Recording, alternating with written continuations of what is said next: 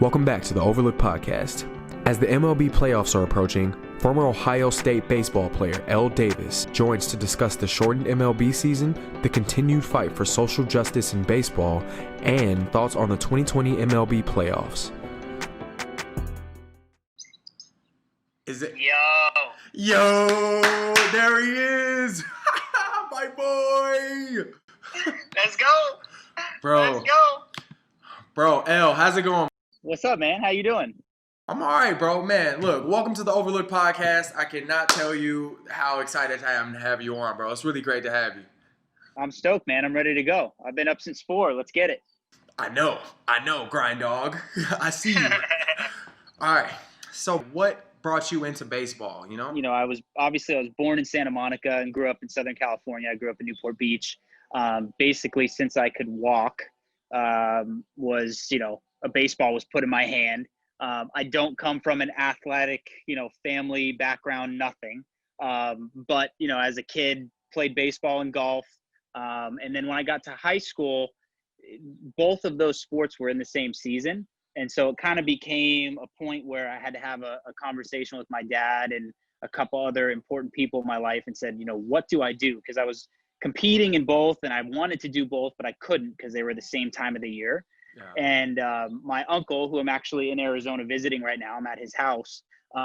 He has been in the golf business for a long time. And he basically told me, he's like, look, you can play golf your entire life when you're done after college or, however far you take anything else, you can always play golf, but baseball, you only have a certain amount of time. Exactly. And that's what sold me on that. So played baseball in high school, went to a school called J. Sarah in South County. At the time it was a younger high school. I think it was about 7 or 8 years old. Our coach there is still there. Unbelievable guy, Coach K. Played at Cal State Fullerton, played the Mets organization. And I transferred there from my freshman year at Corona Del Mar High School. I transferred to J. Sarah because of, that competitive atmosphere. I mean, our senior year, our entire starting lineup, every single one of us was committed to go to Division I school. And our catcher got drafted by the Padres in the second round and has been playing for them for the past 4 years and just got traded to Cleveland. So we were stacked. And then out of high school, I went to Arizona State for my first year and a half, 2 years. Nice. Ended up leaving. I had to have my wrist redone. I was in a collision over summer ball and, had a wrist surgery, had a little setback, which, all of us athletes at some point, I think we experienced that. So I had my setback, about, end of freshman, beginning of sophomore year, and ended up leaving Arizona State and went to Orange Coast College because that's what was closest to my house. OC. OCC.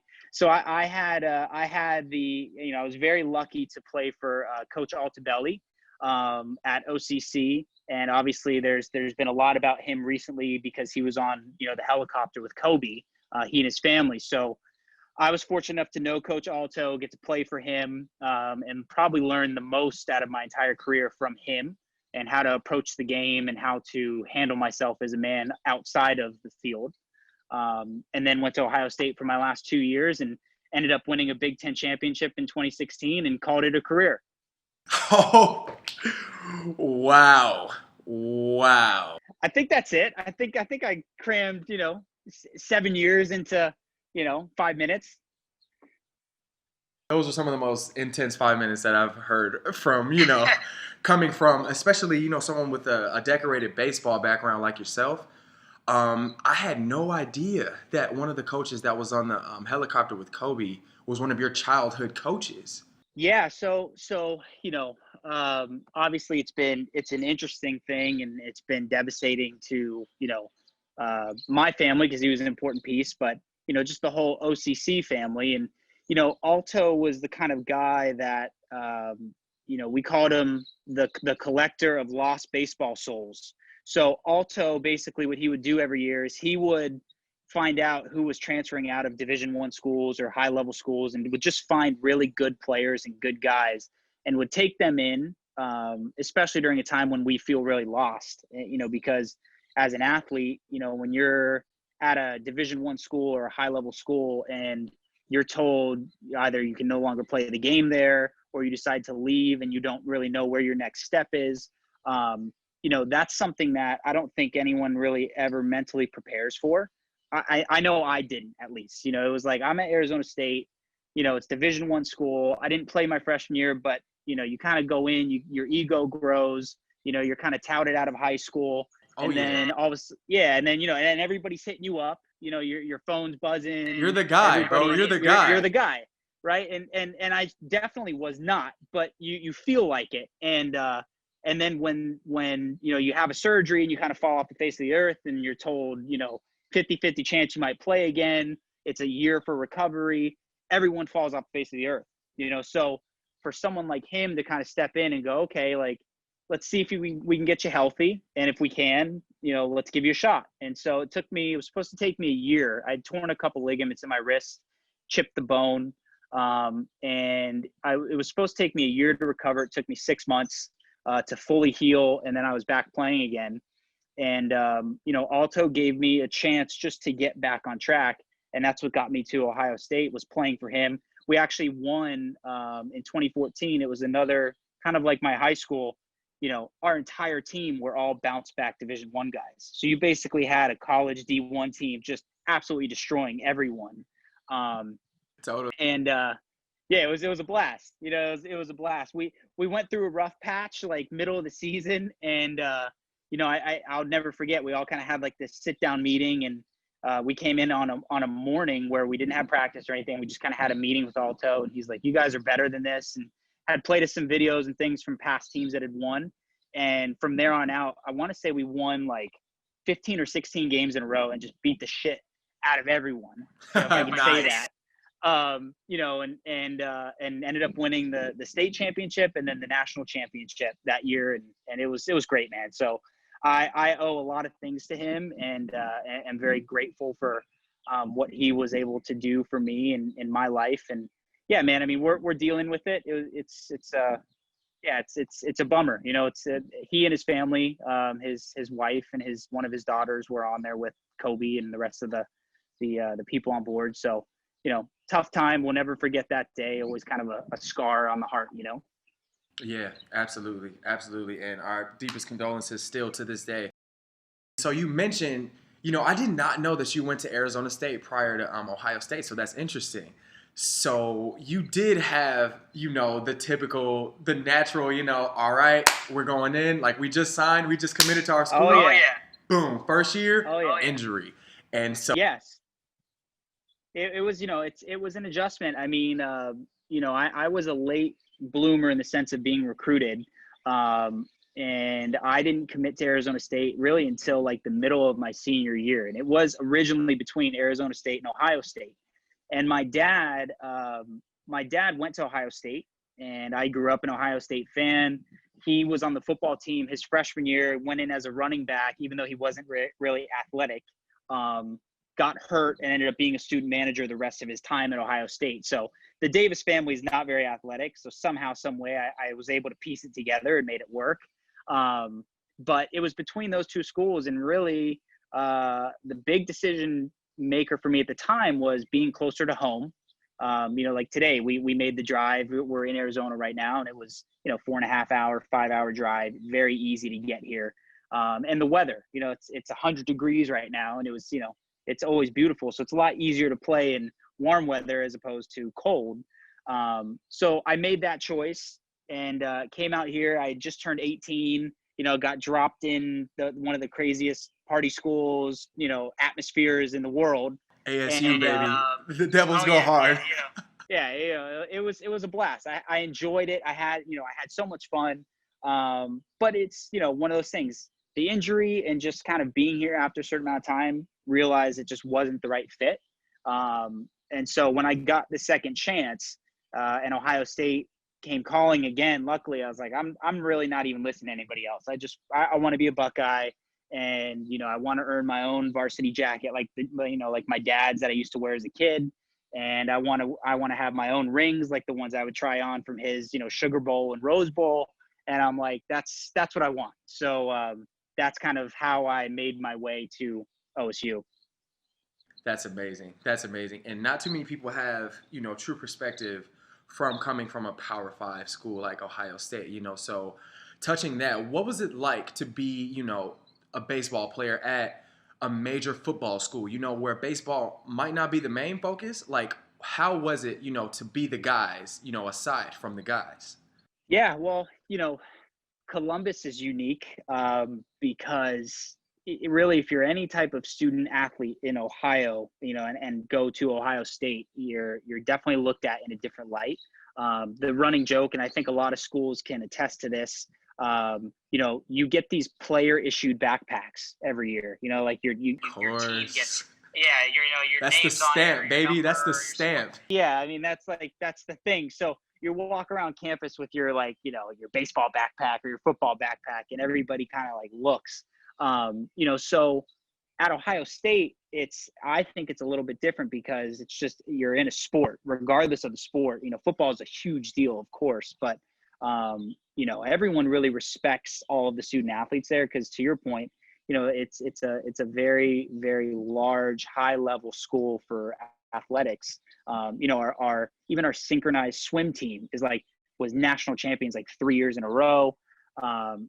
Football is ridiculous. Our wrestlers were winning national championships and going to the Olympics. Basketball is kind of in the mix, but they took a little back seat for a little. They're coming back. But every sport is taken seriously there, especially because it's Columbus. Even though it's considered kind of a smaller city, it's big in the sense of Ohio State is even if you're in Cleveland, it's Ohio State. So from that aspect, we befriended. I personally befriended a lot of other student athletes, and I think that happens at a lot of other places. And a lot of the football guys are very normal in the sense of it's a high level sport, but you guys are all in college and you're student athletes and you're there to enjoy and work hard, but also enjoy yourselves and the social aspects and go to school and learn. So from that aspect, it was cool. It wasn't too focused on football. And if you're not a football player, you're nothing. And I think that's starting to become more popular amongst other schools, but really at Ohio State, it was, any type of sport, you're looked at in a different way. Yeah, totally. Because like you just described, Buckeyes dominate across the board. So hey. I mean, it's and we had a lot to live up to. I mean, you go in and our baseball team hadn't won a Big Ten in a while, and our my first year there was 2014-15 season.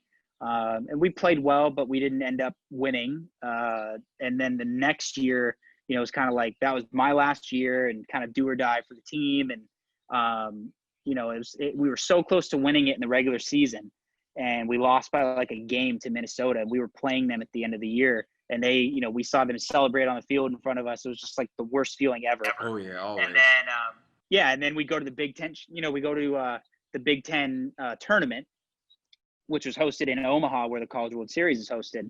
And, I think in the second game, we ended up losing. So we go to the losers bracket. And so we had to play 2 days in a row. We had to play double headers both days just to make it to the finals. Mm-hmm. So we had to win. We won 4 games in a row and then went to the finals. And, being in Omaha is very close to Iowa, who we were playing in the finals. So the entire stadium was packed with Iowa Hawkeye fans. So it felt like an away game. I mean, it was really fun. I mean, and my dad flew in for it. A lot of the true fans and parents flew in, and we ended up winning. And it was the coolest thing I think I've ever been a part of from an athletic standpoint. The trophy, and we'd ended up chartering to the tournament, so we pull the bus right up to the plane. We got the trophy. We're playing Drake. We're on cloud nine, man. It was sick. We hopped right on the plane, flew right home. It was a blast. It was so cool. So we all have our rings, and I don't wear it often, but when I do, it brings back a lot of great memories.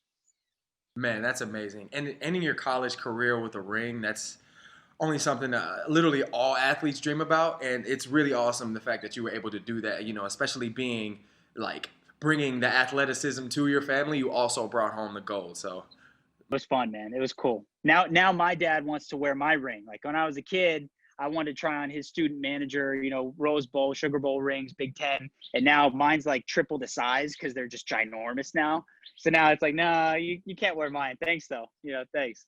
Of course, man. The young wolves, man. We're on the come up. We're on the come up. It's crazy. It's crazy. The size of these things now. It's unbelievable. Right. So normally, the focus when ending a season is either a ring or we're gonna try to go to the MLB. We got to go to the next level. And this year, the MLB, just as much as all of the other professional sporting organizations, it's just been very shaky. A very, very tough year to get things underway. And it seems like the MLB has been doing a pretty good job about it, because I'm really looking to get your thoughts on how the season has gone so far, because at first there were COVID outbreaks, but the MLB managed to slow that down with frequent testing and keeping a stricter eye on the players. So what are your thoughts about how the MLB is treating COVID-19? Yeah, I mean, I think it's so tough for any league or sport to try and tackle this to begin with, because no one's ever seen it before. I think every sport has done as best as they can do to control it and try and get the players back on the field, really, so they can earn a living. That's what it comes down to. And it's for the fans as well, of course. And there's a lot of business aspects that are tied to it. I think the MLB one was tricky, and I have a lot of friends that still play and a couple that are obviously at the major league level and in having conversations with them. It's unique. I think the MLB did a good job. I think sports like hockey and, the NFL probably did a little bit better. I think the NBA did really, really good with the bubble. But once again, it's such a different dynamic to do something like that, because you're talking about, an indoor sport versus an outdoor sport and different things like that. So from a basketball standpoint, you probably do have to be more enclosed in a bubble because you're all on top of each other in a confined space, where baseball, you're out in the open, or football, you're out in the open. So, all in all, I think baseball did as best as they could with all the facts that were given to them, the time that they had to prepare, getting the ownership on board, as well as the players to agree to all the terms.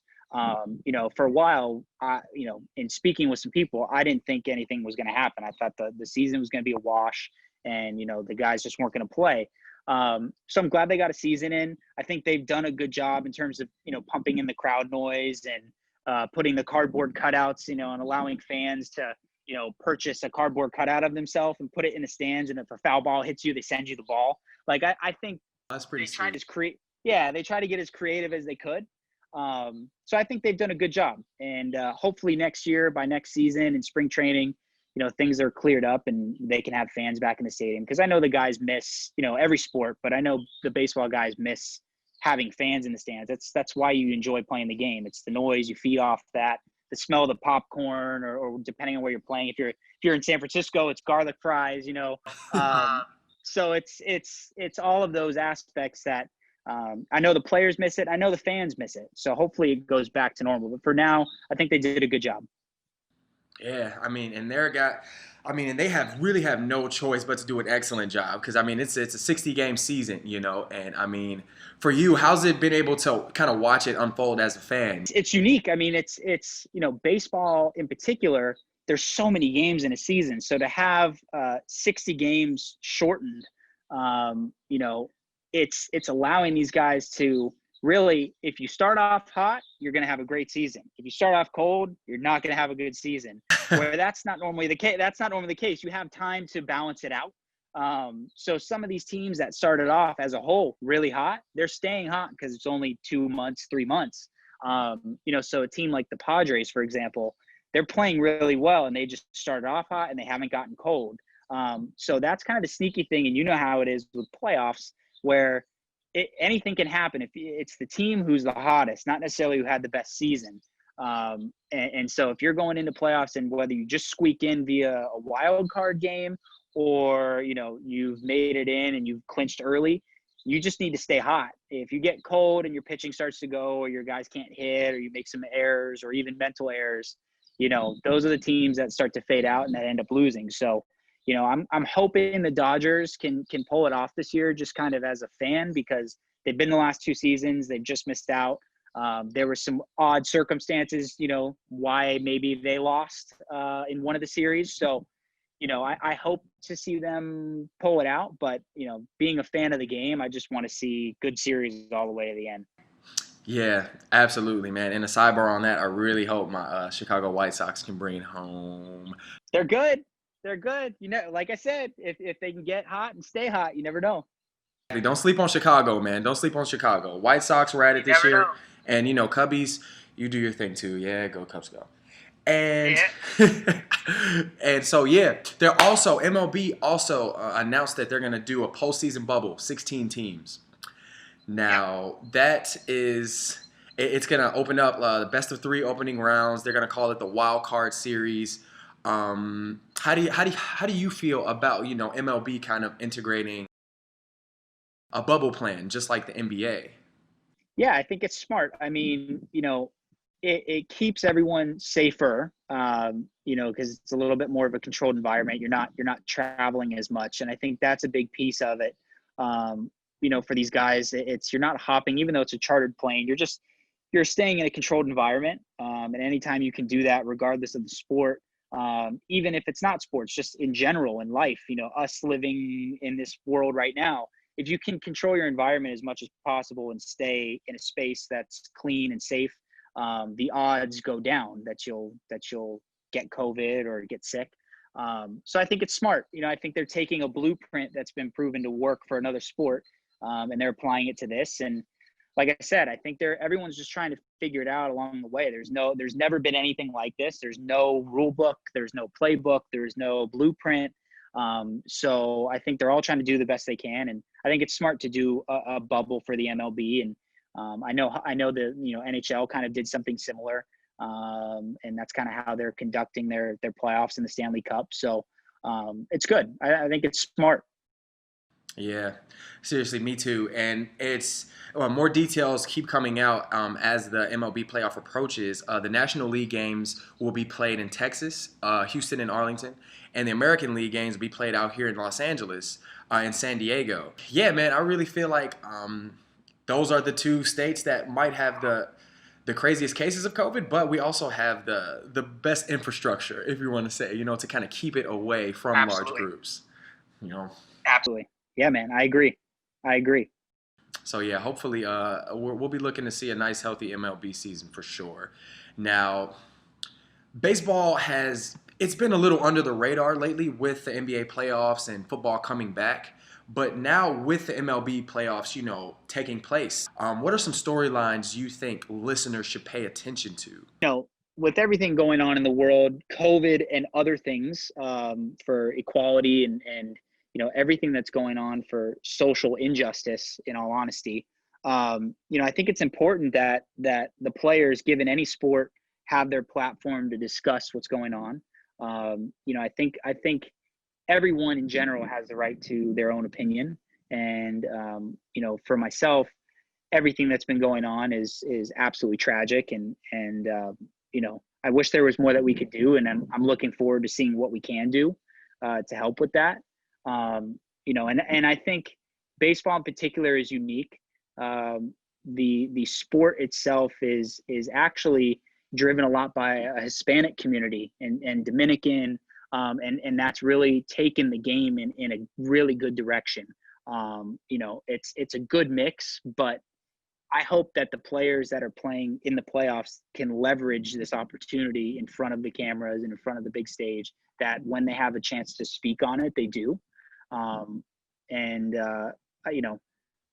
was watching LeBron last night and at the end of the game, they interview him and it's not even about the game. It's about everything that's going on. And I think that's the right thing to do right now. In all honesty, I hope it doesn't stop just because it's going on right now. And just because it's, this unique season, I hope guys continue to, and athletes around the world continue to leverage their platform and their influence and share their true opinions in the moment. That's the important thing. I think that's what people need to understand is it's not just right now. You have to continue that season after season after season and teach the younger generations that are coming up. I mean, maybe it even transfers to college. because some of those athletes have an influence as well and have a voice. Absolutely. Stronger than others. Awesome. Yeah, totally. You talk about the MLB standing up and kind of making a statement within the league. We saw what the MLB was able to organize. Specific teams, games were postponed after the Jacob Blake shooting, and Yep. more players have begun to speak out over time. Do you think this will continue? Yeah, I do. Like I said, I think it's important that they do. I think a lot of the guys are starting to band together and figuring out, a constructive plan. It's to say things is one piece of it, but you have to act on it. You have to make a conscious effort to do that year after year. So I think once the season's over and guys can kind of digest everything that's been going on a little bit more without having to focus on their sport as well, I think you'll see a lot of plans come into action, whether it's foundations, other rules, whatever it can possibly do to help. I think you'll see a lot of the athletes, baseball guys as well in particular, come together and really make things happen. It's not just talking about it anymore. We have to do things. And I think you'll see players and agencies and brands come together to make that happen. Totally, man. Like my good friends Drake and Future would say, "What a time to be alive." Yes, sir. Yes, sir. It's unique. A lot of good things will come from it. Yeah, and we just got to keep on pushing, man. And I know that we will, my guy. Yeah, no doubt. All right, so ending with this. Let me get a playoff prediction from you. Who are you and the family? Who you guys rooting for? Oh, man. Well, like I said, being an LA guy, I've never really been an Angels fan. I've been more of a Dodgers fan. I'd like to see them win. I honestly, the Padres have been playing so well this year. And it's tough. It's hard for me to make a prediction because I have some friends on various teams that are kind of around. So I'm going to try and stay as neutral as possible, but I'd like it to come from a West Coast team. I'd like it to come somewhere on the West Coast. So at least we can enjoy it when it's over.